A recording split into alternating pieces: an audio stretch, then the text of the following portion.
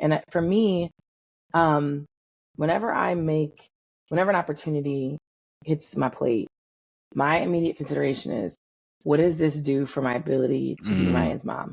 That's what I watch it against. And the next thing I watch it against is, where does this take me, like, as it relates to my purpose, right? And mm-hmm. like, do I feel like it's aligned with my purpose? Do I feel like it's misaligned? What's my prayer life like when I pray about it? Like, what kind of feedback am I getting? Do I feel good about Mm. it? Um, but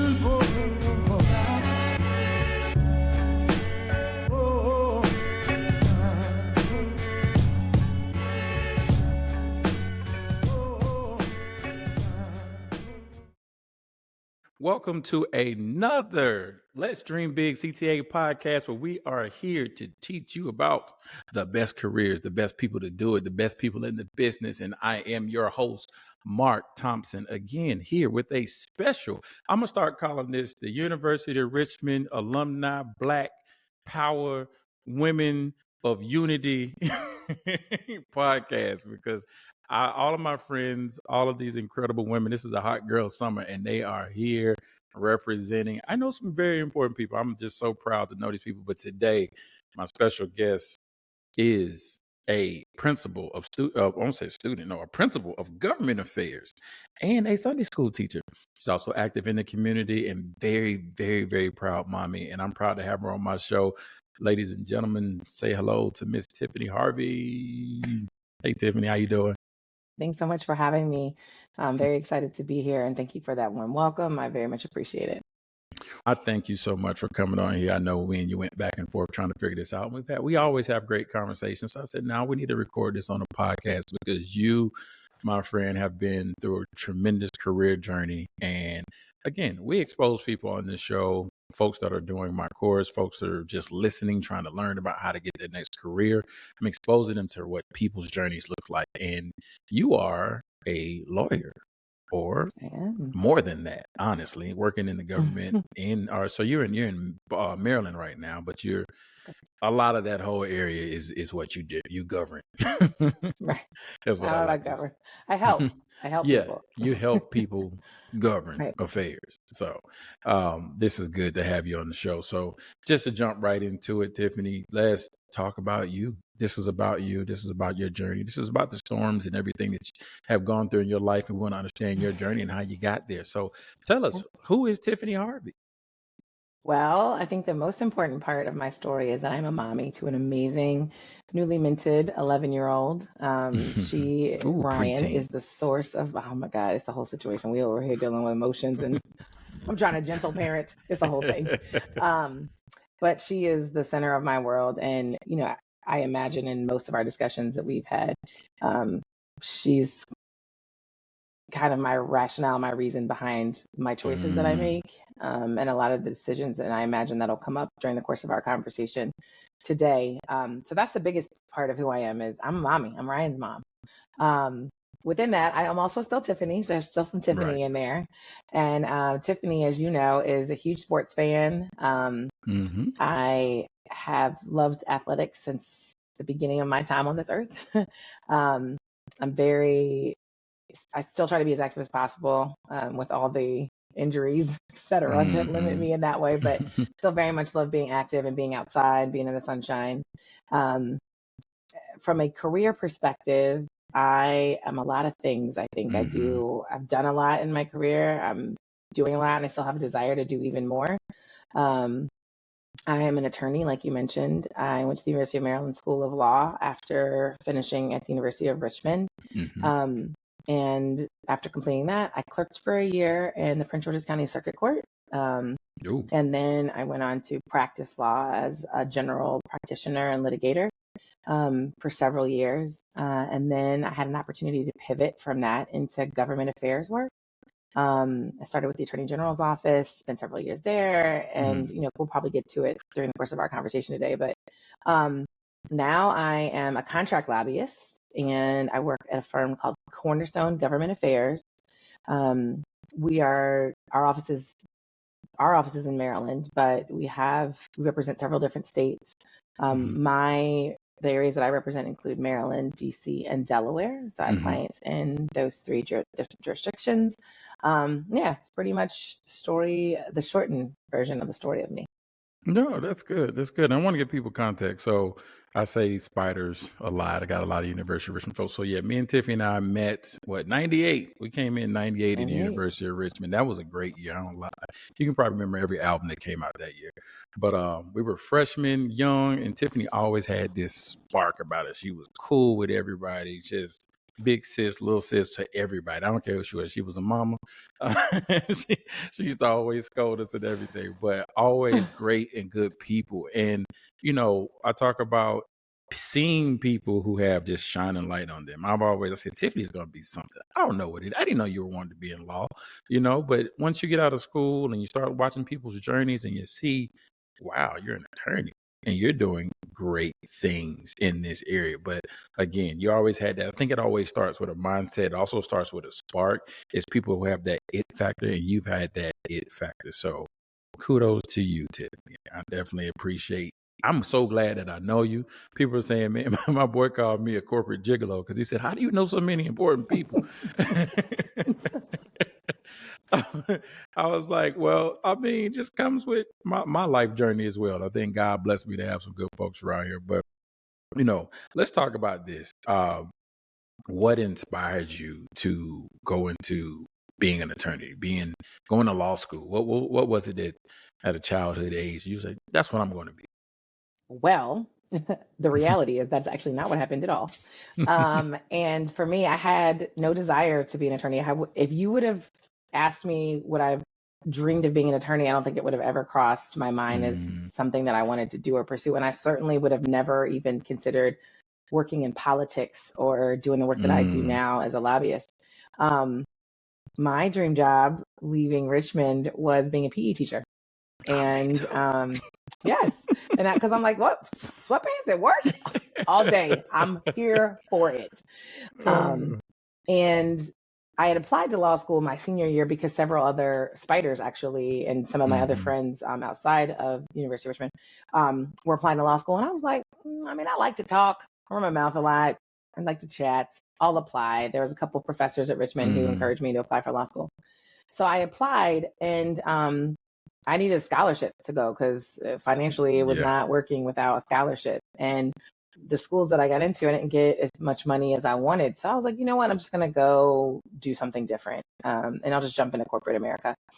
So my parents were like, Annie, you're not being a PE teacher. Like, we're going to go do something different. So I took a job at Cigna. And so the Cigna Scholars was a scholarship program at the University of Richmond that partially funded my education there.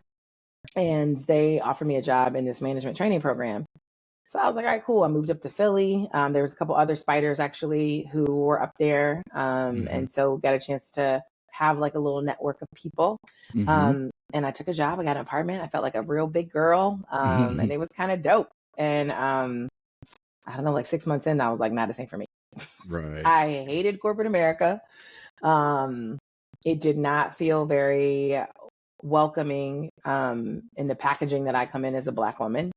And I just didn't want to be there. And so my parents were like, look, come home. And so I was like, all right, bet, I'm coming back. So moved back home, and I was like, you know what, I'm going to go revisit this teaching thing. And I started doing there was a PE teacher position. It was a long-term sub opportunity, and they were like, hey, we're looking for a coach and we're looking for a PE teacher.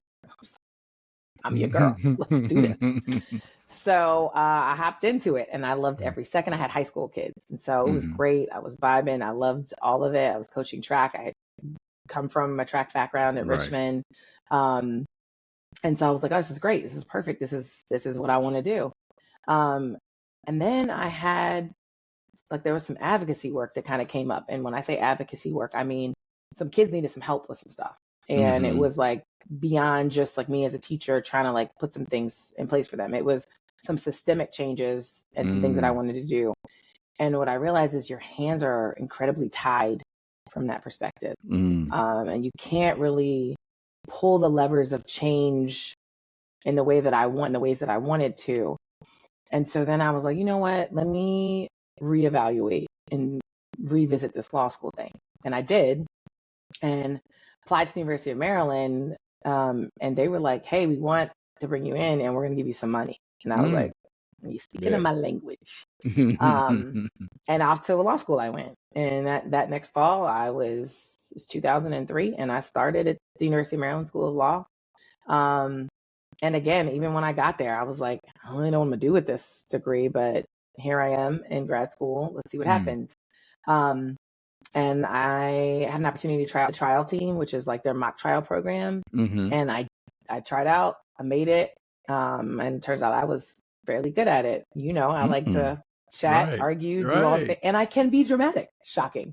And so it kind of lent itself to my skill set. And that was essentially the trajectory that, you know, pushed me towards litigation. And that's what I did.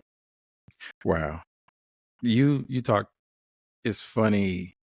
Think about it, it's not funny, but it is life's journey. You're going through life thinking this is where I want to go. And then, you know, I talked to a lot of folks about God and whatever your higher power. You're getting pushed. You were getting pulled as much as you're like, this is where I want to be. You're like, nope, this ain't it. You know, get into corporate. Nope, this isn't it. Oh, I want to be a PE teacher. Same thing with, I want to be a PE teacher, right?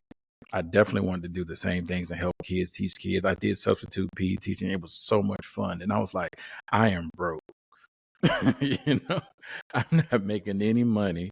And it's not an impact. I'm just having fun at work. But like you said, to make an impact and start understanding that you can have a purpose, that's when you connected. And I see that's a good pivot, because you started to see purpose into what your life is. And I don't even know if it was easy, but the way you explained it, law school seemed like it was easy for you. Law school was the hardest thing academically I've ever done. And I think prior to law school, like I was accustomed to, you know, just being candid, like I could get A's and B's without really studying that hard. And like, all right, cool. Cause there's a balance. Like I need to have fun. Like there's gotta be a fun component to it. Like I was not the kid that was in the library all day. Like I gotta have a balance. And so it was just, it was what it was. And there was a couple of classes in Richmond that I struggled with, but that's because I was probably having a little too much fun and I had to like, pull back a little bit. But generally speaking, like, you know, I graduated, I think with like a 3.3, something like that. And then I got to law school, and the exercise of law school is it pulls your brain apart and puts it back together. And it completely changes the way that you view the world. And it teaches you, from my perspective, to look at the world through a lens of risk assessment and risk aversion, right? And so once you see the world through that lens, it changes like how you make decisions. It changes how you give advice. It changes how you talk to people. It changes how you drive your car. It changes everything about how you move and engage, because you think about the end as opposed to the beginning and kind of finding your way. You think about, how do I mitigate risk as best possible from like the outset? And that was hard for me, because I was like, now I want to do it my way. Right. And it's funny, you talk about like being pulled in a certain direction from a faith perspective. And one of the lessons that I've had to learn it multiple times in my career, but one of the lessons I learned early is like, God for me shows up in the way of, I'm gonna tell you what I want you to do, but if you don't listen, I'm gonna bend your will to mine. Like, I'm gonna get you there, whatever it takes. I'm gonna get you into where you're supposed to be, right? Right. And I say that because when I first got to law school, I was like, man, no, I'm bringing me. The way I think about the world, I like it, and I want to keep it, and I'm gonna do it my way. And God was like, I bet, watch this. Right. And my first semester, I got my grades back, and I was like, these are my grades. Oh, I'm unfamiliar with these letters. And he immediately peppered me with a support team, right? And people that were like, you got to do it a different way.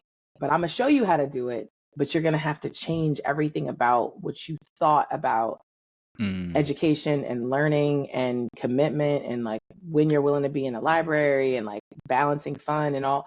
You got to realign all of that to get through this process and navigate it successfully. And he put some really dope mentors in the form of professors in my life, and just people in general. And that's how I was able to kind of navigate law school successfully, because he was like, we're not doing this. You have to decrease in this process. And I did.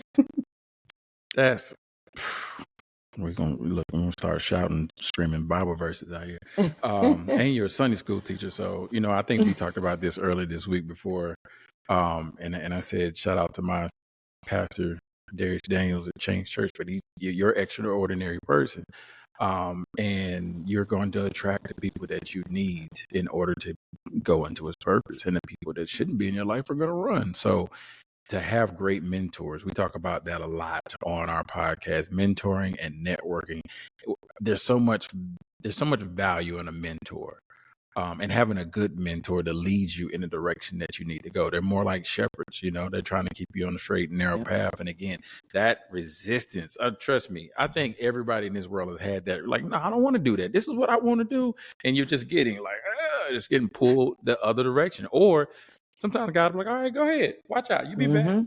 Correct. You'll be that has back. happened many a time. You'll definitely be back. So this is important things to make decisions in your life, but also to listen, be in a mindset of understanding yourself and taking that step back and say, all right, what do I need to do to really get to where I need to go? What are my goals? What are my plans? What is his purpose too? So aligning those things and being in alignment with yourself is really important. I see you found it. You found it. Yeah.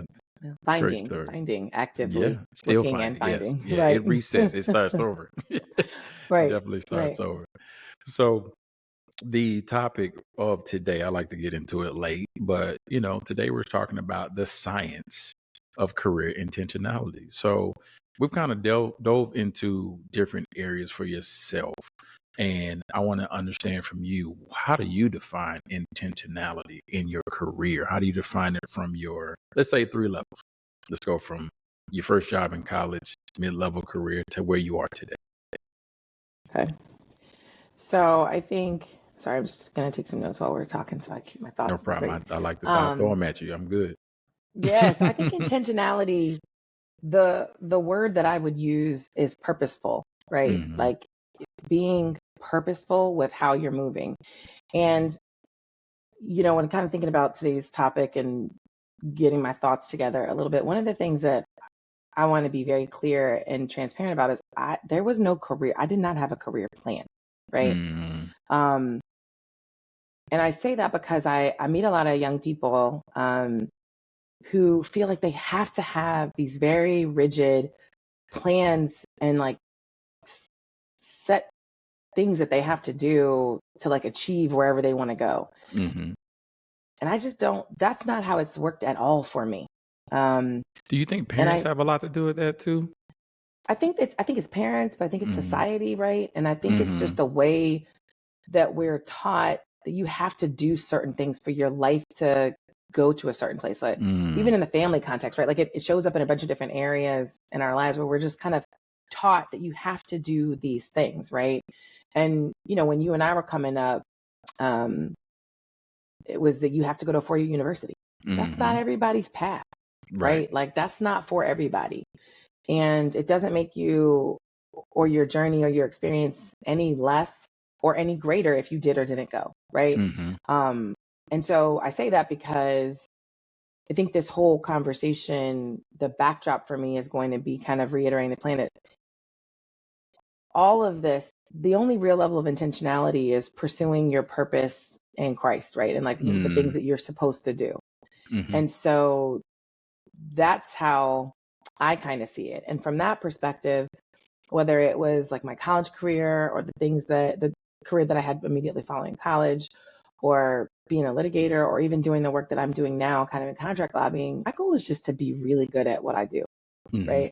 And to be good at it from the perspective of I'm representing something bigger than myself when I show up, right? Mm, So from a faith perspective, like I'm called to show up in a certain way. Like I have to, but I'm also supposed to walk in excellence. There's just things I'm mm, supposed to do. But also I'm bringing my family with me when I show up, mm-hmm. right? Um, I'm bringing my parents. I'm bringing my grandparents. I'm bringing my great grandparents. I'm bringing all the Right. people who were foreclosed from the opportunities that have been afforded to me, right? And that's really important to me, Mm-hmm. to show up in that way, and be respectful of who came before us and the Mm-hmm. shoulders that we stand on in these places, but also make sure my shoulders are square enough that I keep the door open for other people and for Right. my kid and your kid, so that each generation improves upon the opportunities that are made available to them. Mm-hmm. And that's really important to me, is the legacy behind what we're doing and leaving space for our girls to show up in the Mm-hmm. spaces that even were hard for me to be in, right? Right. No, that's excellent. This is uh fulfillment is what I hear. At the end of the day, none of this really matters. We're just trying to live life to the best way we can, but we're also trying to survive and take care of our families. But like you said, legacy is extremely important. We want our daughters, and we are our ancestors' prayers. Like we're answered Correct. prayers. That's what we are. Correct. So now it's us taking that torch and getting ready to prepare to pass on to our kids, and that's that generational stuff. So especially in the African American community, it's not a lot of anything being passed down from generation to generation. So you got to try to stop it somewhere, or either continue to create or take what are the good things and values and pass them on. So I agree with you totally, and I'm excited for what's to come. I'm excited for my child, because my child and probably your child and anybody that I've known who has children, who are definitely working on their value and presenting themselves well in this society. you know, our children didn't see. My child hadn't seen a 1% of the things that I've seen in my life. They haven't seen the hardship that I've seen in my life. My child is just extremely blessed. So I'm giving her an opportunity to live a very, very clean, happy, safe life. And, that's what I'm excited about mostly. So, But I yeah. think what the thing I will say that I do think has been passed down from our parent. I happen to know your parents, so I know this Yeah. passes down to you in a similar way that my parents did, which is gotta show up and put the work Yeah. in, right? Yeah. Which is why I said, like, Mm-hmm. that's the thing that I think is really the catalyst for opportunity and for doors and for networking and for mentors, is Mm-hmm. when people know that your personal brand is one that is going to show up and work Mm-hmm. hard. You don't have to be the smartest person in the room. You don't have to be the biggest personality in the room. You don't have to be the loudest voice in the room. You don't have to be any of that. But if you are the person that is willing to outwork other people, Mm-hmm. then doors will open for you. And Mm. that has always been the case for me, right? Like athletically, I was not the most athletically, and like I was not going to be the person that was bringing back the best times and crushing the meet records, and that Right. wasn't me. But I was going to show up every day, right? Mm-hmm. And showing up every day is how a coach was like, "You want to put some money on that, Scott? Yes, please and thank you for that scholarship money," right? Mm-hmm. Or yes, I will be team captain Right. because my teammates saw I'm gonna show up and I'm gonna give the Right. best that I have every day, right? It Mm-hmm. was being on the trial team, being in leadership positions through student government affairs, in law school, um, getting those opportunities, having partners at the law firm that I worked at say you can go try that murder trial. It's Mm-hmm. because they knew I was going to work hard, Right. and that I'm not a person that's allergic to hard work. And I think that Mm-hmm. is what our parents passed down Mm. that's been passed down from kind of a generation and a legacy perspective. And I think that if we can continue to advance generations, particularly of Black folks who are willing to put that work in, then I Mm-hmm. think that's how we increase opportunities um, for our kids and for the generations Yeah. that follow, right? Yeah. I think that's a good point. So to be the hardest worker, I think also likability. You have that. You've always had that. And our kids are losing that with video games and TV and just staring at a phone all day. And that's one of the things that I want my daughter to have, but I also want folks that are doing my course to understand you got to be able to open your mouth and talk and be a person and be a human being first. Because a lot of Yep. times you will go into an interview and if they don't like you, I don't care what you did. You could have been the president of the United States, but I don't like you. I don't want you Mm-hmm. to have this job. And likability goes a long way. Your personality, your attitude about things, the positive energy that you bring, people can feel that. Mm-hmm. And that's important. Like I said, you've had that, Tiffany. Trust me. And then again, you just made sense. It makes sense why people say, you know what? Let's give her an opportunity. There's an anointing on this young lady right here that I see, and that drives people. When we say good energy drives good people towards you, bring positive things towards you. It's always going to be that way forever. So when you have that mindset, when you talk positive, when you think, I tell my daughter now, like, you're gonna have a good day or bad day. She was like, a good day, right? It's a choice. So go have a good day. No Yes. matter what comes, is you choose good. Yep. So that's good. That is Yep. good. And I think part of that, because we're talking about like kind of in the context of career planning, and so kind of from that lens, what I would say about it is it's also connected to faith, right? In the Mm-hmm. sense that like I expect to see God's goodness. Like Right. I expect that in my life. And I can tell you that I've not always expected it because life has happened and life has gotten hard. And there's been, there's I've had to overcome some challenges Mm-hmm. personally and professionally, right? And capturing those thoughts and washing them against God's word around just knowing that like he has a plan and a purpose for my life, right? And it Mm-hmm. is it is for good and it's not to harm me. I have to remind myself of that Right. Right. Right. regularly, right? And I can tell you that professionally speaking, when I am in that space where I am staying confident and knowing that that is who God has always been and will continue to be for me, that's when the Mm-hmm. opportunities are just plentiful, right? And I Mm-hmm. had a friend tell me probably like, close to 10 years ago, one of my girlfriends from law school, she's done tremendous and amazing things in her career. And Mm-hmm. she is kind of in a different stratosphere from a success perspective. And she told me one time, she was like, you're going to get to a place in your career where you don't have to apply for jobs anymore. And I was like, how does that Right. happen? How do people even know? I don't even know what that is. And I just dismissed the comment, but it sat with me, right? It Mm-hmm. stayed. And I can tell you that the last several opportunities that I have had professionally, people approached me about them first and said, hey, Mm-hmm. would you be interested? Right.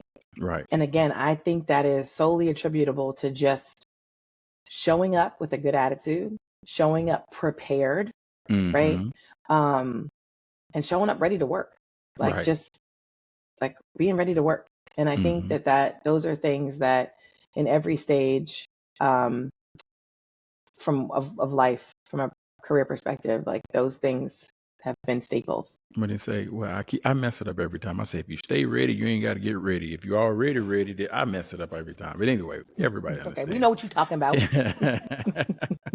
But no, that's extremely important in life. That's extremely important in everything, in every avenue that you're trying to go into. And then when I think about it, every job I've ever been in, received, I've never applied for it. Mhm. Somebody contacted me. Now that I think about that, which is a very good testimony to just being ready. You know, all of the good careers and choices I've been into is because somebody said, hey, I think you would be a great fit. What do you think? Well, let's try. Let's see what it's going about. I not to this date, not one job I've interviewed for has called me. It's just been somebody who found me. And I definitely try to showcase how that can happen. But that is a beautiful place when you just put yourself in a position where people are like, hey, you want some more money? Yes, Yes, please. yes, Thank you. please. I Here, will please. Thank take you. that. That's a different. Yeah. But a lot of folks, I do see a lot of friends, I do see a lot of people getting in that space and get prepared for that. It just depends on your career path and what you choose. But you can create that avenue. And I think about any industry, as long as you're evolving. And I think some people forget about that. You know, you get the job, but you still have to continue to evolve and Correct. learn and be incredibly great at what you do and give it your best. So Yeah. good And I stuff. think the other part of it is, I would say the money will like find its way to you as well. Right. Mm-hmm. And I think when you show up and you just want to work hard, at least my experience has been like, there's been increase at every job, not because I was pursuing the increase, but the Mm-hmm. opportunity brought the increase. Right.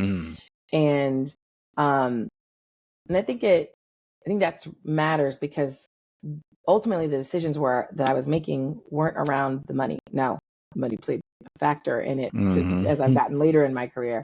But earlier in my career, it was more about like, I just want to learn these things. Like, there's things I want to learn and there's things I want to do.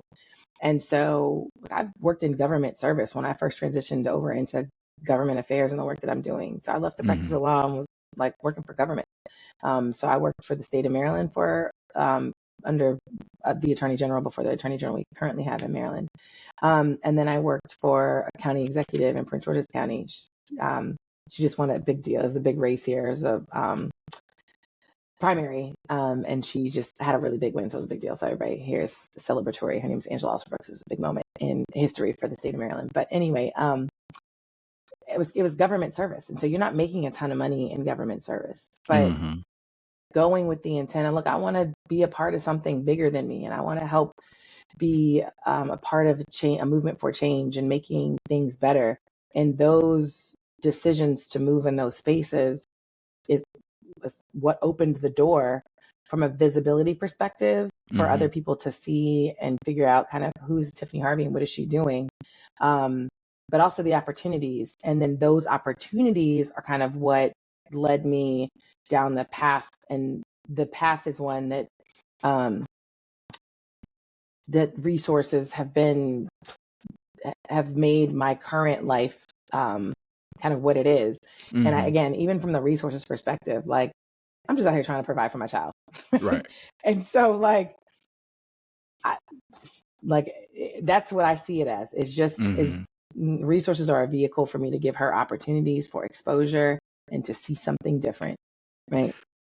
That's good you brought that, because I'm thinking, and then this just came off the top of my head because I never asked anybody this question. I want to ask you, um, today, you know, our parents, they like stay at a job, get your pension, stay there 45 years. You know, that's the old school mentality. What do you Mm-hmm. think is the mentality, or how should somebody set themselves up for success? What does success look like when folks are leaving jobs every 2 years to keep going to the next, to keep going to the next, to keep going to the next, maybe in a corporate setting, in you know, I don't think probably any industry now in today's society, a lot of folks are not staying put in companies anymore. They're just jumping to the next.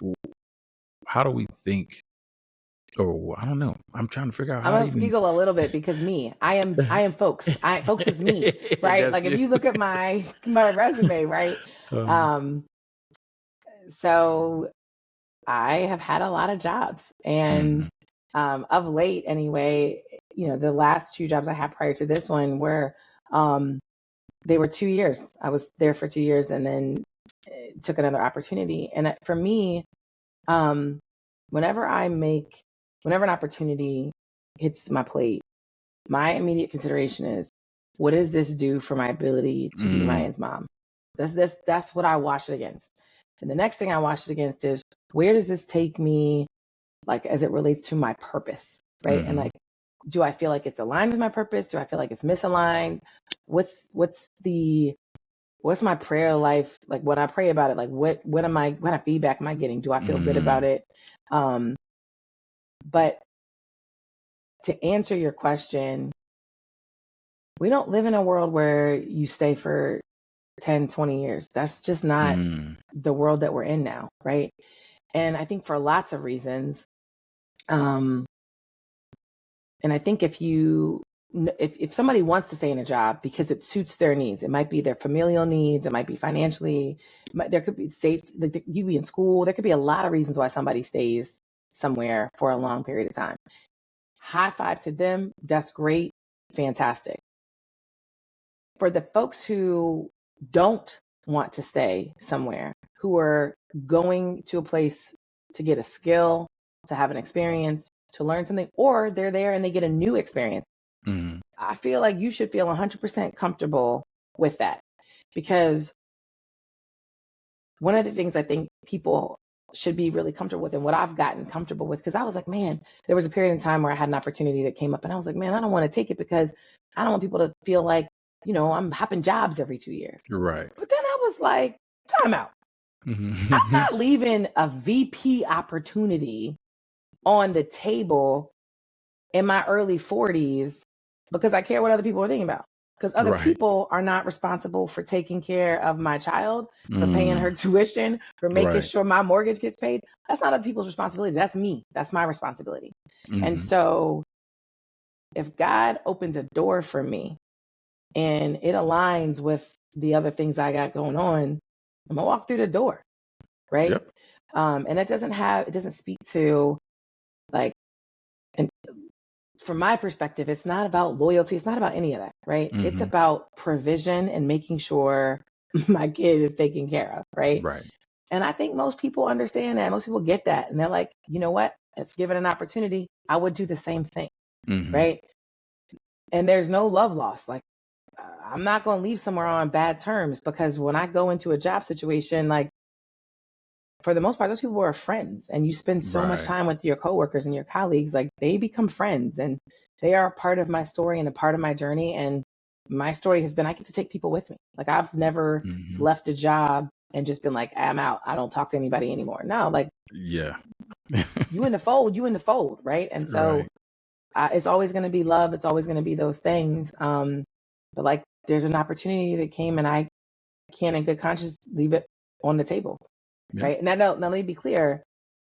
There has to be an exercise. You have to exercise a level of discernment around those opportunities, because there have been opportunities to make significant amount of money that I said no thank you to, because they didn't align with other parts of what I was trying to do.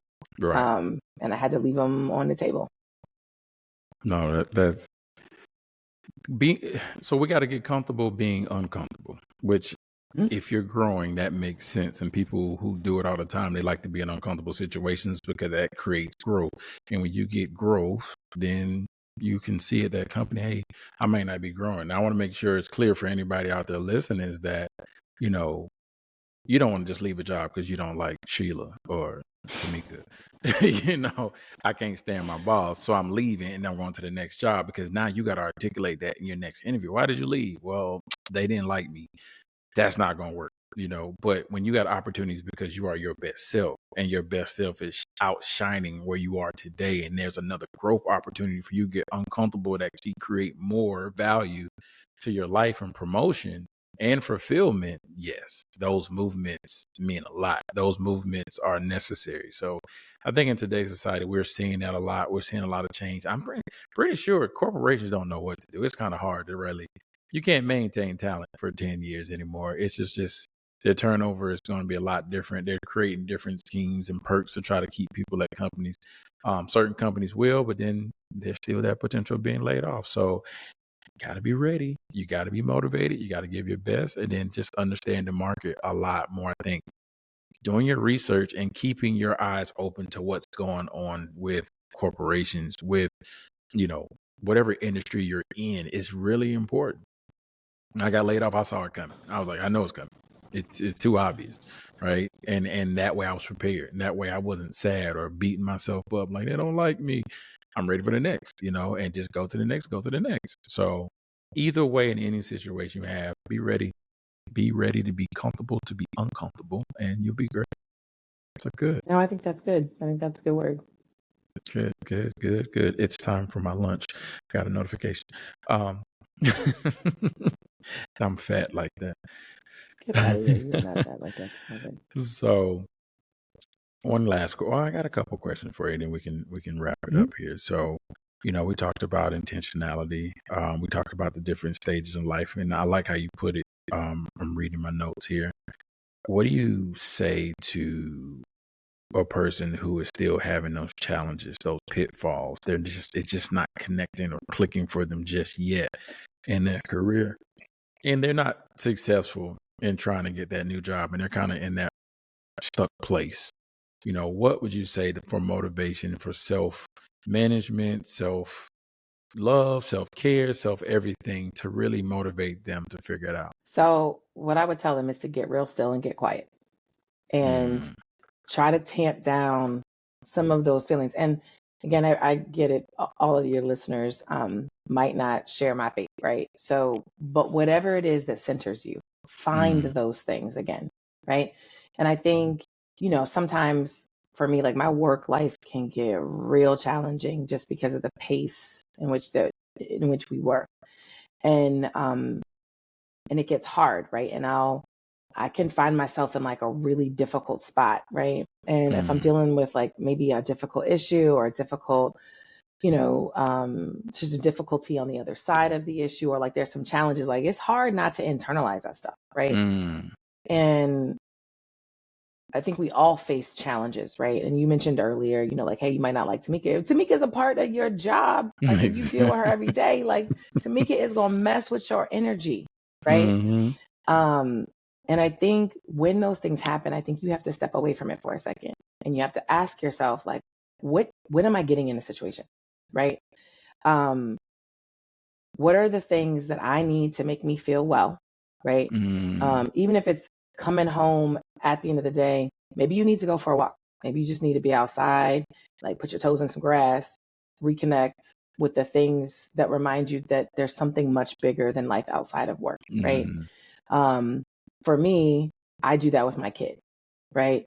And I realize she gets one shot at childhood. I get one shot at being her mommy.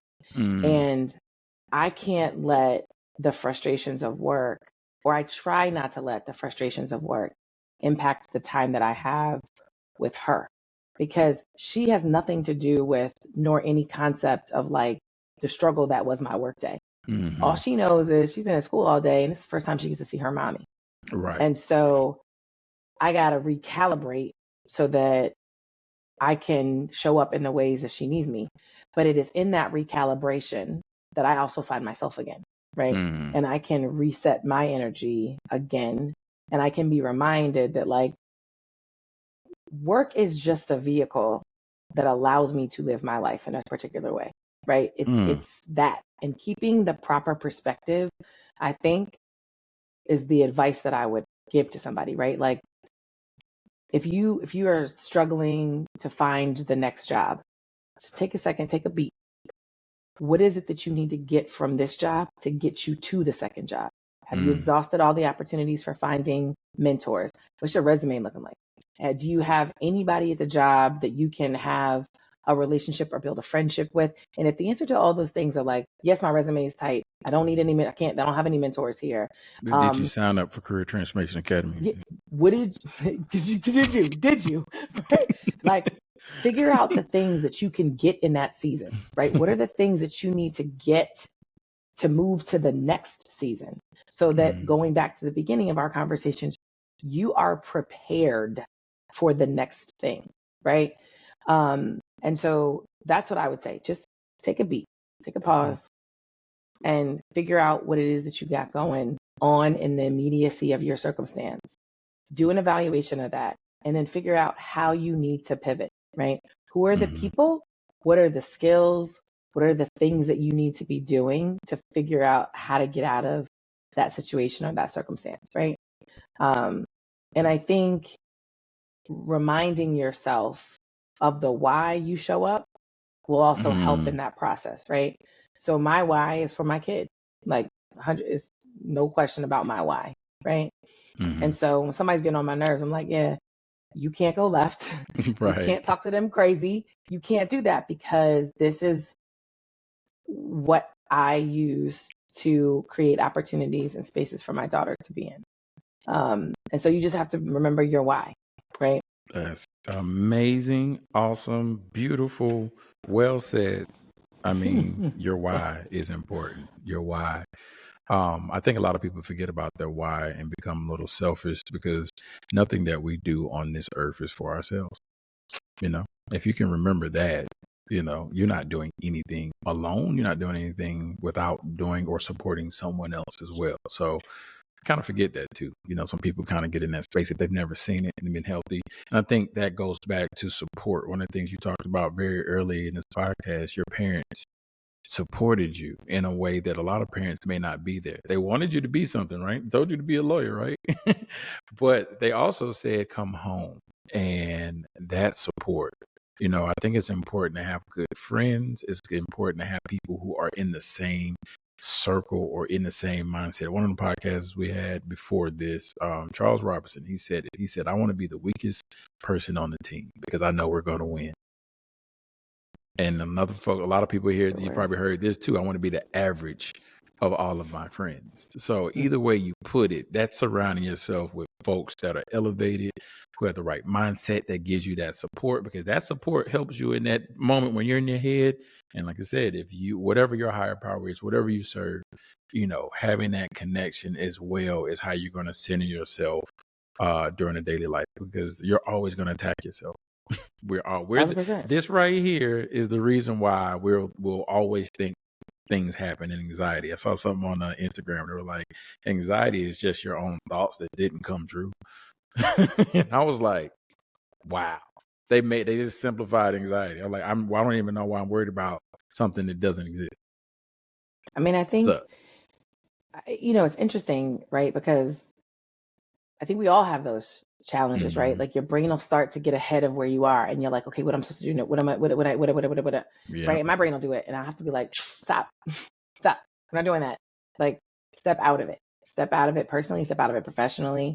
And I think, to your point about having a circle, right? You're like, in my mind, that's my squad, right? And so the people that show up for me, and the thing about my squad, our education levels differ. Our socioeconomic status differs. The work that we do differs. Our family structures differ. But the one thing that is consistent is we are all doing our best to bang at the top of our game, right? And to show up as authentic, as full people in all the spaces that we show up, and with genuine desire to see each other win, right? And I think, that's the other piece of advice that I would give is to do kind of an evaluation of the people around you and the people that you talk to the most, the people that you engage with the most. If you don't have mentors, find yourself a mentor. But when you're doing that process and that evaluation, make sure that the people genuinely want you to win. Like they really want you to win, because it's the people who really want you to win. Those are the people that are going to say hard things to you when you need to hear the hard things. They're the people that are going to wrap their arm around you when it's just not your season. They're going to wrap their arm around you and they're going to sit with you, right? And they're going to weep with you when you are weeping, but they are going to rejoice with you when you are rejoicing. And they are going to be the people that will go through life with you and have your very best interest at heart. Now, I will tell you, that requires you to show up in the same way for them. And I think that when you come to it from the perspective of, look, I want to see people win, and I want to, like doctors say, like, do no harm. Like, I don't want to do harm to anybody in my pursuit of the things that I want in this life, right? I don't want anybody to ever have a story where they're like, Tiffany stepped on me or she did what. Like, I don't want to be that person, because ultimately, I know my purpose is not connected to having to be that person. So if I feel like a situation requires that of me, that's not for me to be in, right? And I think coming at it from that lens and that perspective, I think will help you kind of navigate the space you were talking about, right? Is like, show up and have a good group of people with you when you're showing up in life. And I think that'll help with a lot of it. Amazing. I was going to ask you a question, but I think you just answered it. You kind of jumped ahead. Good. So, guess what? I get to think of something different and fun. But no, everything you just said is spot on. That just sums it up. Like I don't even want to ask you any more questions. The Oh, well, science of this is intent. fun. No, this is good. This is super fun. Like it's a science behind it. I think it is, but it's a Hmm. science of yourself. We talk Yep. about science of career intentionality, and today and tomorrow it will change. High school kids, college kids, it's going to be different. People in the workforce, it's changing in front of us. AI is taking over. So you got to know yourself. You got to know yourself, and that way you can be happy with whatever comes with change, to be Yep. ready for the next. So, what do you do for fun, Tiffany? Well, I like to kick it with my people. Yeah. Um, I think, one of the things that I try to be very intentional about in my fun is actually having fun, right? And I Mm, think that sometimes people get caught up in like being an adult. Like, right. listen, there needs to be some version of like running around at the playground in my life, right? And Yeah. so I mean it's not like not legit running around the playground, but I need Right. to be able to have that space, right? And so, like just yesterday after school, me and my daughter went to the aquarium in Baltimore. And like Hmm. we just needed to like it needed to be light and we just needed to play for a second, right? I don't need to think about all the things that I got going on, all the responsibilities that I have on my plate. I don't need to do that, right? Mm, Because sometimes you just have to have like, I just need a level of lightness, right? To my day. I need to mm, laugh. I need to feel like safe space. I can let all of um, my job requires like, you got to come in with a certain level of armor on and you got to be able to like, mm. be ready to battle with a smile on your face, Yeah. right? Yeah. Yeah. But I got to put that down sometimes. That'll get heavy, Hmm. right? And so I just need Hmm. to go be with my people, right? Like whether that's my kid, whether that's my brothers, my parents, my friends. Um, like there's got to be some fun to it, and I think that Hmm. keeps the context to it all. I still like to go to the gym, Hmm. um, and I It's think that important. for me, it's therapeutic, right? To Yeah. like connect with that part of myself, and the thing that I think is the reason I love sports the way that I do, but just physical activity really is what it is Hmm. it forces you to challenge yourself daily Mm, or regularly, right? With whatever regularity you hit the gym with or you do your stuff with.